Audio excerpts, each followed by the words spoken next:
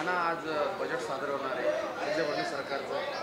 काय अपेक्षा आहे तुम्हाला, होईल काही? काल आपण आर्थिक पाहणी अहवाल जो पाहिला त्याच्यामध्ये आपल्या राज्यातलं शेती उद्योग मोठ्या प्रमाणात मागं पडलेलं आहे अशा पद्धतीचं चित्र आपण पाहतो आहे. काल अवकाळी पावसामुळे मोठ्या प्रमाणात शेतकऱ्यांचं शेतीचं पिकाचं नुकसान झालं. सरकार त्याच्यावर मदत करायला तयार नाही आहे. काल रात्री 3 शेतकऱ्यांनी आत्महत्या करून घेतल्यात विविध भागामध्ये. आणि अशी ही परिस्थिती असताना राज्यामध्ये ज्या पद्धतीनं कर्जाचा बोजा वाढवून राज्याच्या जनतेला कर्जामध्ये ओतून एक प्रकारची महागाई वाढवण्याचा एक प्रयत्न सरकारने केला आणि सर्वसामान्य लोकांचं जगणं मुश्किल करून घेतलेलं आहे. आमची मागणी आहे की शेतकऱ्यांचं सगळं सरसकट कर्ज माफ झालं पाहिजे, ही अपेक्षा या आजच्या बजेटमधून आहे. शेतकऱ्यांच्या शेतीपंपाच्या विद्युत बिलं माफ केली गेली पाहिजेत, ही या बजेटमधून आम्हाला अपेक्षा आहे, जेणेकरून अन्नदाता एकदा सुरक्षित होईल. त्यांच्या पिकाला घेण्याची व्यवस्था, कारण की कांदा असेल, कापूस असेल, ज्वारी असेल, मका असेल, गहू असेल, चणा असेल, तूर असेल, धान असेल, असे सगळे पिकाचा शेतकरी आज आपल्या राज्यामध्ये परेशान आहे, अडचणीत आलेला आहे. आणि म्हणून शेतकऱ्याला भरीव मदत दिली गेली पाहिजे. राज्यामध्ये मोठ्या प्रमाणात विविध विभागामध्ये नोकरीच्या जागा खाली पडलेल्या आहेत. सरकार घोषणा करतं की आम्ही 75,000 जागा भरतो आहे, पण त्याचंही या बजेटमध्ये खऱ्या अर्थानं चित्रण आलं पाहिजे की कशा पद्धतीनं काय प्रोव्हिजन त्या ठिकाणी करतात आहेत. कारण की अनेक पदं ऑबस्टँडिंग झालेले आहेत आणि अशा या परिस्थितीमध्ये सरकारची भूमिका त्याच्यातली स्पष्ट आली पाहिजे.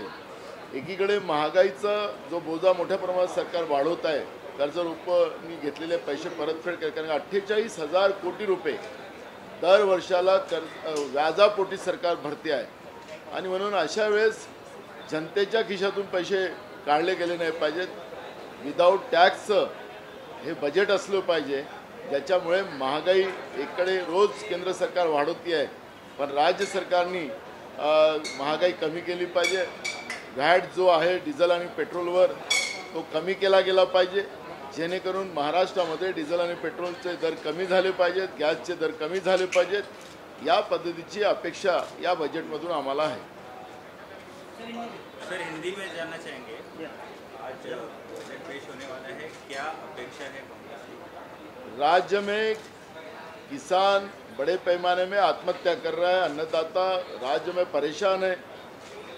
किसान के फसल को दाम न देने की व्यवस्था केंद्र सरकार और राज्य सरकार के माध्यम से की जा रही है.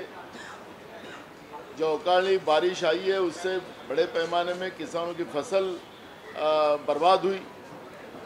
किसान बड़े पैमाने में आत्महत्या कर रहा है और ऐसे समय में किसान का पूरा कर्जा माफ़ करना चाहिए. बिजली के बिल किसानों के माफ़ करना चाहिए.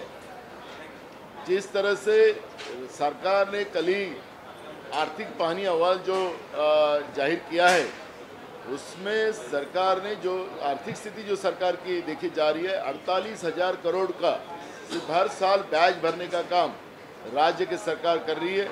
6.5 लाख करोड़ के ऊपर कर्जा राज्य सरकार ने लेके रखा है. और इसलिए ये बजट में जो कोई प्रोविज़न अब आएगा उसमें टैक्स नहीं लगना चाहिए, क्योंकि महंगाई पहले ही बढ़ चुकी है, जिससे सामान्य लोगों को जीना मुश्किल हो चुका है. और ऐसे परिस्थिति में सरकार ने विदाउट टैक्स का ये बजट लाना चाहिए और लोगों को राहत देना चाहिए. और सबसे बड़ी बात यह है कि राज्य में कहीं नौकरियां जो जिसमें कहीं भरी गई नहीं है, वो तुरंत भरना चाहिए, क्योंकि सरकार घोषणा करती कि हम 75,000 जगह भरेंगे, लेकिन सरकार सिर्फ घोषणा करती है, युवाओं को सिर्फ ऑनलाइन एप्लीकेशन करने लगाती है, लेकिन जगह नहीं भरी जाती है. तो वो पूरी पदे भरना चाहिए, ये मांग हम लोगों की है. और उस तरह का बजट में बजट उस तरह का आना चाहिए.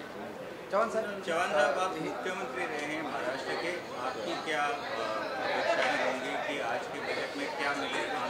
देखिए, चुनाव के सामने होते हुए इस साल चुनाव का साल है, लोकल बॉडी के चुनाव है, अगले साल लोकसभा का भी चुनाव है।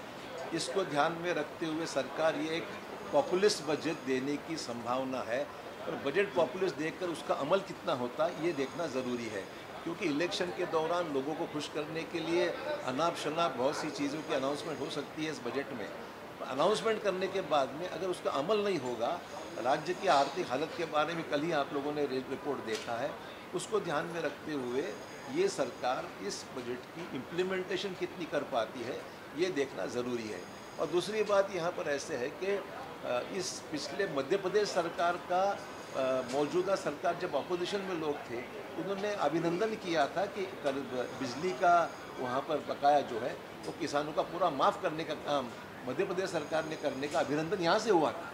तो जिस तरीके से यहाँ से हुआ है, तो मैं उम्मीद करता हूँ महाराष्ट्र के राज्य के बजट में आज जो बिजली का जो भी बकाया है देना है किसानों का, वो भी पूरा तरीके से माफ़, जिस तरीके मध्य प्रदेश ने किया है उसी ग्राउंड्स पर महाराष्ट्र की सरकार ने भी किसानों का जो देना है इलेक्ट्रिसिटी का पुराना जो है उसको माफ़ करना चाहिए।